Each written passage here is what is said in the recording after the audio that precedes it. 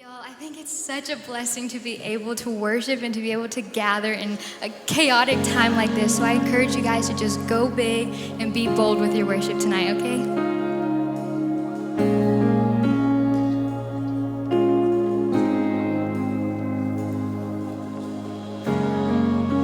We've seen what you can do, oh God of wonders. Your power has no end. The things you've done before, in greater measure, you will do again. 'Cause there's no prison wall you can't break through, no mountain you can't move. All things are possible. There's no broken body you can't raise, no soul that you can't save. All things are possible. The darkest night, you can light it up. You can light it up. Oh God of revival, let hope arise. Death is overcome. You've already won. Oh God of revival, you rose in victory, and now you're seated forever on the throne. So why should my heart fear what you defeated? I will trust in you alone. 'Cause there's no prison wall you can't break through, no mountain you can't move. All things are possible. There's no broken body you can't raise, no soul that you can't save. All things are possible. The darkest night, you can light it up. You can light it up. Oh God of revival, let hope arise. Death is overcome. You've already won. Oh God of revival. Oh God of revival.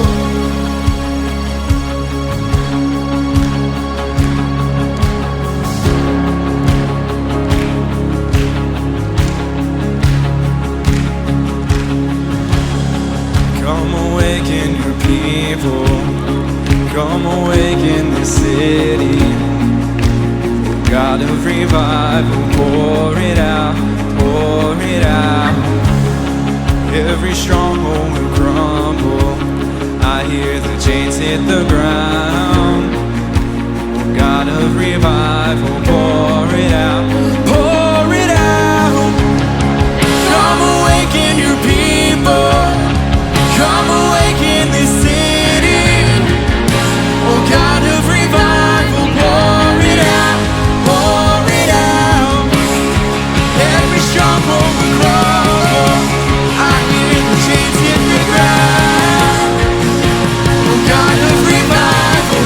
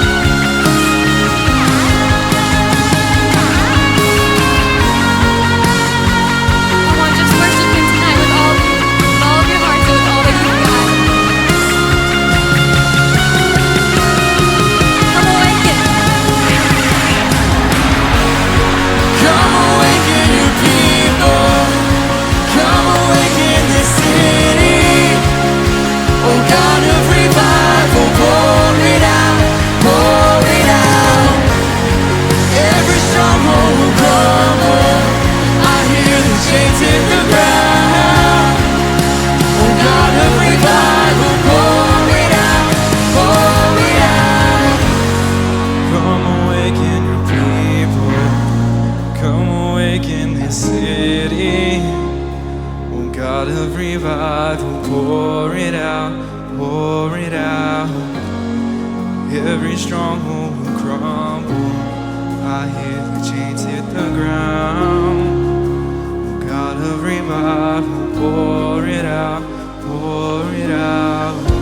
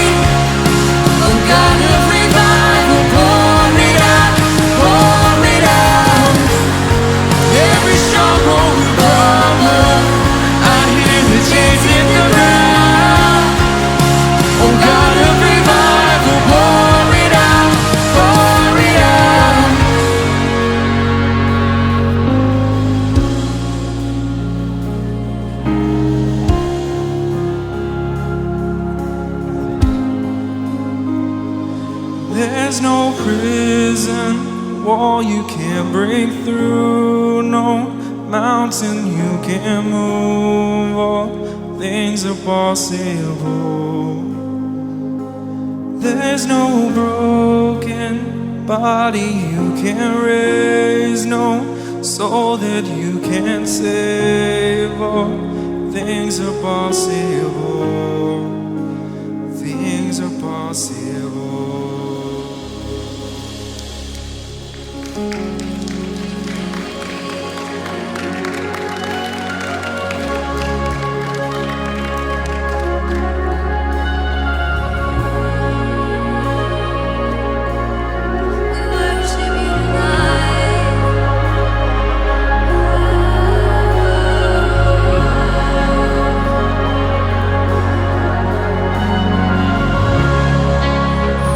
So hard to see it.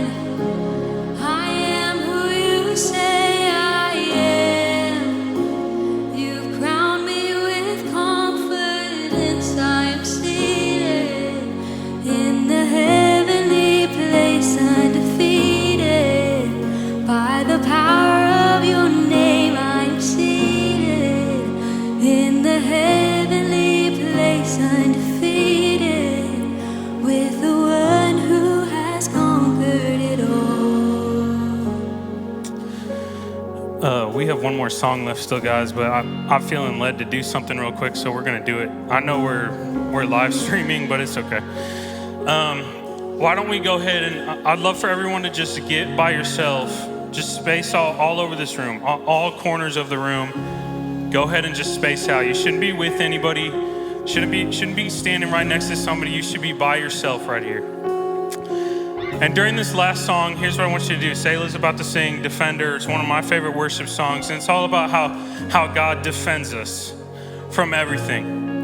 And I'm a big believer in the power of prayer, but not just in the power of prayer of like just one person praying. I'm a big believer in the fact that when believers stand together and pray for something, that God moves. There's something powerful about a body of believers in agreement about one thing. And so here's the deal, guys. Every single person in this room has been affected by COVID. Every single one of us. We got an aunt, we got an uncle, we got a sibling, maybe it's us. You know, every single one of us. And so I'd like to just take the next 10 minutes while Selah just kills this song, and we're just gonna take 10 minutes and just focus prayer. Focus prayer for the things that our friends are dealing with, for the things that our parents are dealing with, things that our family members are dealing with. You're by yourself, there's nobody around you. Pray out loud, pray on your knees, pray standing up, I don't care, but we're gonna focus for 10 minutes. 10 minutes of focused prayer, and God's gonna move. God's gonna do something amazing. Do you guys believe that with me? Y'all believe it? Let's go, Selah.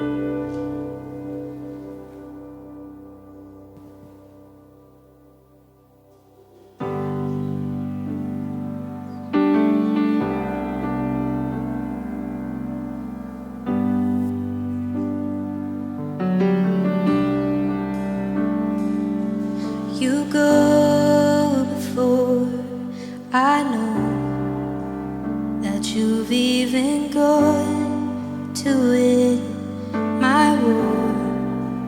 You come back with the head of my enemy. You come back and you call it my victory.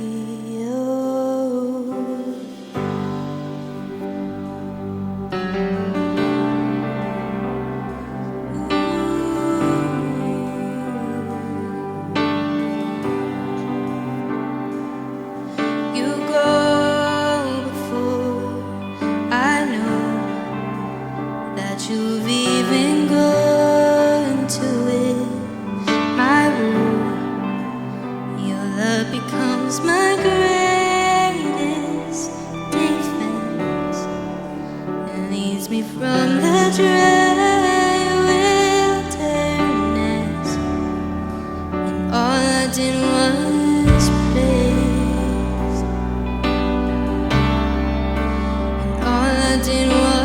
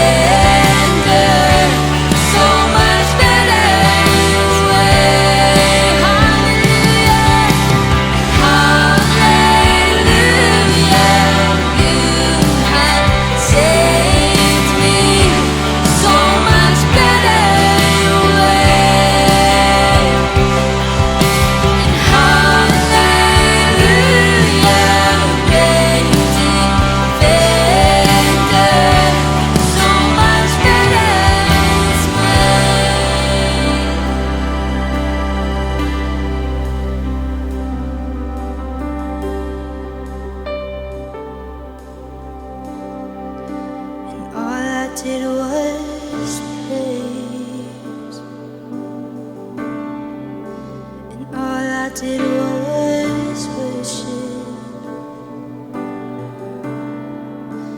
And all I did was bow down.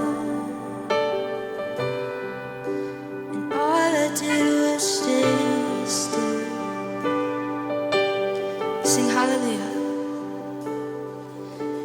Hallelujah, you have saved me so much better your way.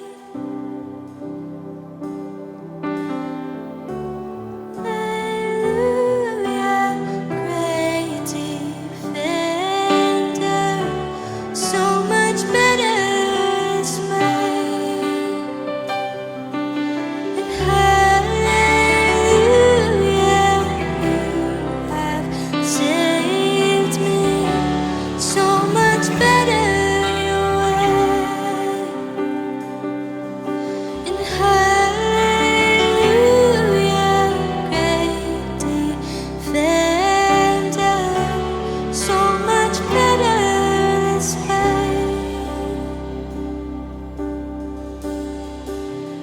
When I thought I lost me, you knew where I left me. You reintroduced me to your love. You picked up all my pieces, put me back together. You are the defender of my heart. When I thought I lost me, you knew where I left me.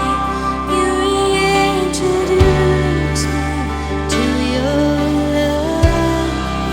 You picked up all my pieces, put me back together.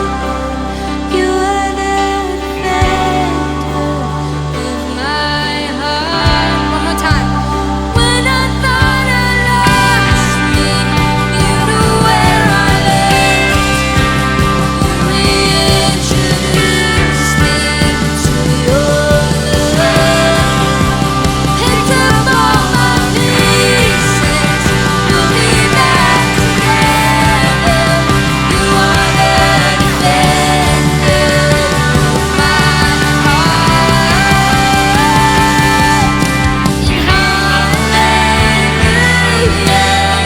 you have saved me so much better your way. And hallelujah, great defender, so much better this way. And hallelujah, you have saved me so much better your way. And hallelujah, great defender, so much better this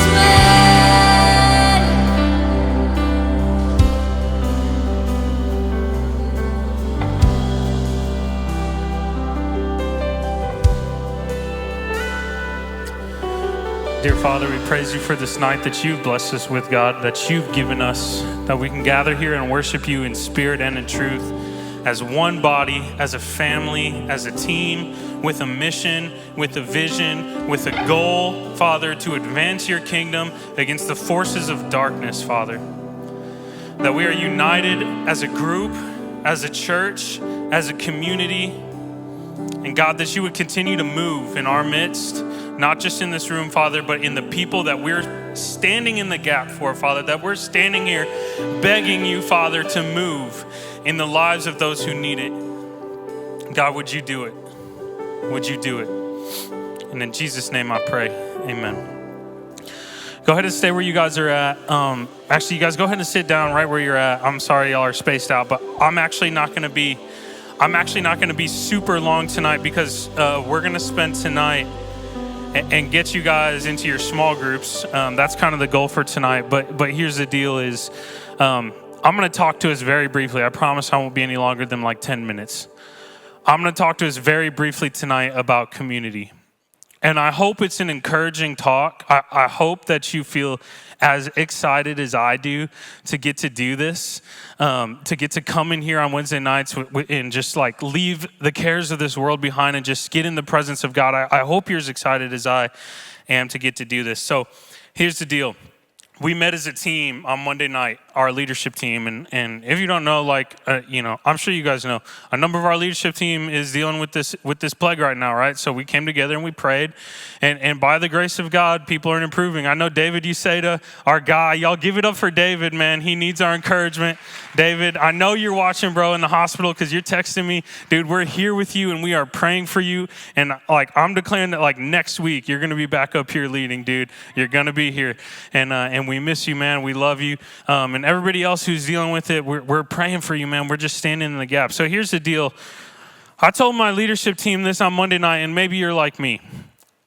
Maybe you're like me where you feel like, who in here plays sports or has played sports? Like even if it was like first grade upwards, soccer ball or whatever for the purple monsters. Yeah, like a number of us have played sports before, right? You know how exhausting it is to play defense? Right? Like to just be on defense for hours and hours and never to go on offense. Like offense is where the fun is at, right? Like scoring the touchdown, kicking the field goal, scoring the three-pointer, kicking the goal. Right? Where's Hannah? Where's Hannah Zavala at? Hannah, where are you at? Where's Hannah? Hey, Hannah. Kicking the soccer goal, getting the goal, that's fun, right? Like that's where it's at. That's what's up. It's definitely more fun to be on offense than it is to be on defense, am I right? So I feel like for the past 10 months, I'm going to just be honest. I feel like for the past 10 months, we've been on defense. Does anybody feel that way? Like you just feel tired, right? You're like, I've been playing defense for 10 months. Somebody put me on offense. Like somebody let me get in and score a goal. Somebody let me get in and bring my friend to church without them being spooky about COVID. Let me bring my friend to church. Let me introduce him to Jesus. Let's get them baptized, right? Let's start putting up points again. Does anybody feel that way with me? Because that's the way I feel. Like sometimes I'm even afraid to invite a friend to church because I'm like, oh, I don't know how they feel about COVID and I don't want to be weird and all this stuff. But I'm just done with it, right? Like at this point, I'm done playing defense. Let's start scoring points again. Are you guys with me on this? Does anybody else feel this way? So how did we even get to this point, right? Well, COVID is weird. I'll be the first to admit it's weird. When I first got here back in August, not August this year, dude, it's crazy, it's been 18 months. When I first got here, I had all of y'all write down on a piece of paper what you guys liked about AO at the time and what you guys disliked about AO. Do y'all remember us doing that? I had all you guys and I took a straw poll, what you guys liked, what y'all disliked. And the number one thing that everybody in here said that they disliked was the clickiness. The clickiness. Y'all remember that? Because it was almost unanimous. Everybody said, yeah, the clicks need to go. It's hard. And at the time, right, we had 30, 40 students coming, And we said, okay, yeah, let's attack these cliques. Let's dig into our small groups. Let's start doing awesome stuff. And look what happened. You guys did it, not us, the lead team. You guys doubled the size of this student ministry in 2 months. Do y'all remember that happening? And then in March, we had this massive Thrive night where there was no room in this building, a ton of people packed down here, and it was completely lit. It was awesome. It was the time of your life, right? And then the next week, what happened? Shut down. Right, that was the last time we met. And so I'm man, we were on the offense. We were attacking. We were moving. We were putting up points. And then it's we just went on defense. And we're oh, time to go on defense. And here's the thing is there's times to play defense. That's the thing. You have to play defense sometimes. You can't just play offense, right? You have to play defense sometimes. But guess what? It's time to start putting up points again. It's time to start putting up points again. We've quit trying to advance the kingdom of God and we went into survival mode for a short time. And I'm ready, and I hope you guys are with me. I hope you're with me. I'm ready to go back on the attack. Robin Williams once said this. I love Robin Williams. Unfortunately, he committed suicide a few years ago. Robin Williams once said this, and this is powerful. He said, the worst thing in life is not being alone. The worst thing in life is to be in a room full of people and feel like you're alone. The worst thing in life is to be in a room full of people and to feel like you're alone. I've been there before. I've been in a congregation before where I'm in here with 400 people and I feel like I'm all by myself. I'm just a face. Nobody knows my name. Nobody's talked to me. And I know there's some people in this church, like Kendall, how long have you been coming to this church? Your whole life, right? You're 14? 14 years Kendall Blunt's been coming to this church. She could pack it up, shut it down. I've got all the friends I need. I'm never going to talk to anybody else because I've been here 14 years, right? But no, that's not what it's about. It's about going on the offense and finding the people, finding the faces that are new, the faces you've never seen before. Whether it's Sunday morning, Wednesday night, at the movement, at First Wednesday, whenever it is, it's about finding the faces. Those people who feel like they're in a congregation, but they're still completely alone. It's about them. That's how we're going to attack this thing. We're going to find those people. The worst thing in life is not being alone. It's being in a room full of people and feeling like you're alone. David put it this way in the Psalms. He said, I was in the midst of a congregation, but still I was alone. David said that in the Psalms. And listen, I know part of it's on us, right? Part of it's on the lead team to set the culture. Part of it's on us to set the culture. But there's something about a culture that welcomes you with a big old message that says you're not good enough. And I failed. I failed in that respect. Because I want everything to look perfect, right?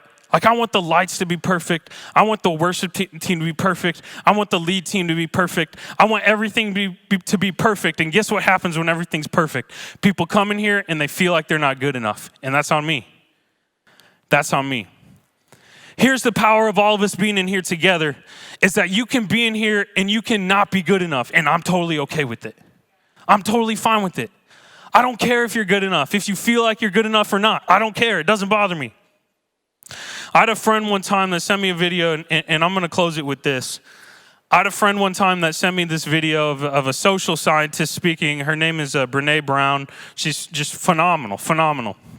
And I'll be honest, if you're like me, if you're a minister and a pastor, you get sent videos, podcasts, books, suggestions. You get sent them all the time. And usually you watch like a minute of it, and I'm like, yeah, that's good, it's good. You read a couple pages, you're like, yeah, this is good. But like you never actually get to, does anyone know what I'm talking about? Like even TikToks are too long for me, is basically what I'm saying. Like usually that's how it works. But I put this video on, and I had a basketball game going in the background. And about a minute into this video, I had to turn off the basketball game, and I said, I got to put this up on my TV. And I watched this video like 5 times, and I took like 8 pages of notes in tears over this video. And this video was called The Power of Vulnerability, and it's like a 30-minute long video. If you have time to watch it, go watch it because it's amazing. But it's like this. It's like have you ever been carrying something around with you that you can't even articulate? Like my heart is carrying it, but my head doesn't know what it is. I just know it's heavy. Like, I just know I'm carrying it. And this video is talking about that. It's kind of like describing the love of God. Like, can you throw that verse up there, Kendall? Ephesians 3:19, may you experience the love of Christ, though it is too great to understand fully. It's like the love of God, right? Like the love of God is something that only your heart understands. Your head can never understand the love of God fully. There's no way, because it's too big. It's like that. It's like my heart gets it, but my head doesn't. And I feel like, in a way, for the past few months, that's been us with COVID. Like our hearts are experiencing real life. COVID, shutdowns, political unrest, all this stuff, right? Like our hearts are experiencing that, but our heads don't understand. So what happens? We just carry it. And then we get tired, and we get exhausted, and we start playing defense. So what happens in this video? So I'm watching this video, and she starts putting words to these feelings that I've been carrying around. And she asked this question. This is so profound. She asked this question. She says, what drives all human beings? All of them. Like, is there one common need that all humans have, whether you're male, female, black, white, Hispanic, whatever country you're from, is there one common thread that we all need? So she goes on a mission to find this out. Interviews 5,000 people over the course of 2 years. And after interviewing all these people, she found out that everybody in the world is neurobiologically wired to need one thing. Every single person in the whole world is neurobiologically wired to need connection. Connection. In other words, every person is wired to need to feel like they belong. Like they belong. And for a while, we set this incredible culture in CYC, like, you belong here. We need you here. You need us. We're connected. And I think over the course of COVID, we lost it. I'm just being honest. I think maybe we lost it. And what I'm trying to say is that you belong here. You belong here. So she spent 6 years of her life studying this, because what happened is after the first 2 years, she spent another 4 years doing more interviews. And she, again, concluded every single person has this incredible desire to belong. So then she asked this: what makes people feel disconnected? What makes people feel disconnected? So again, she goes back and she interviews all these people. She spends another 4 years doing it. And she asks the people that want to connect, but for whatever reason, they just don't. For whatever reason, they just don't connect. They're just a face. So she spends 6 years and she finds that there's one thing. There's one thing that keeps people from feeling like they don't belong. And this is one thing it's something that every single one of us experiences, but some people never get past it. And she said this: the one thing that makes everyone feel like they're disconnected is shame. Is shame. And everyone in the world experiences this, but some people never get past it. And she defines shame like this. She says, condemnation says I did something wrong, but shame says I am something wrong. I am something wrong. And it's not true. And when I feel like I am something wrong, then I have a deep fear that if you really get to know me, you'll discover that I'm a fake, that I'm a phony. And so therefore, I can't stand up here and be vulnerable. And I can't stand up here and be honest with you because of shame. And guess what that leaves you feeling? It leaves you feeling disconnected. Disconnected.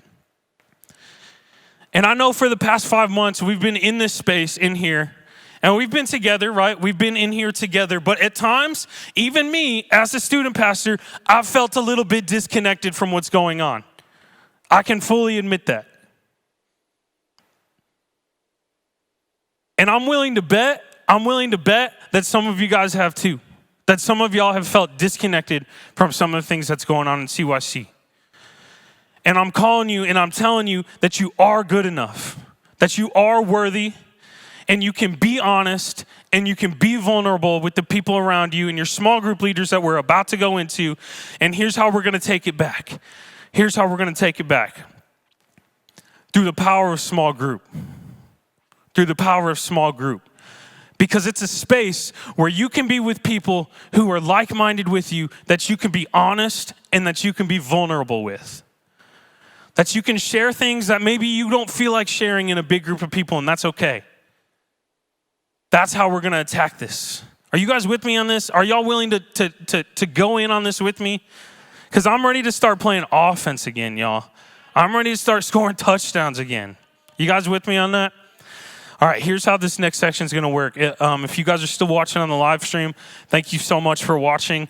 We bless you, and hopefully we'll see you next Wednesday night. David, we love you, man. Get healthy soon. God bless you guys on the live stream.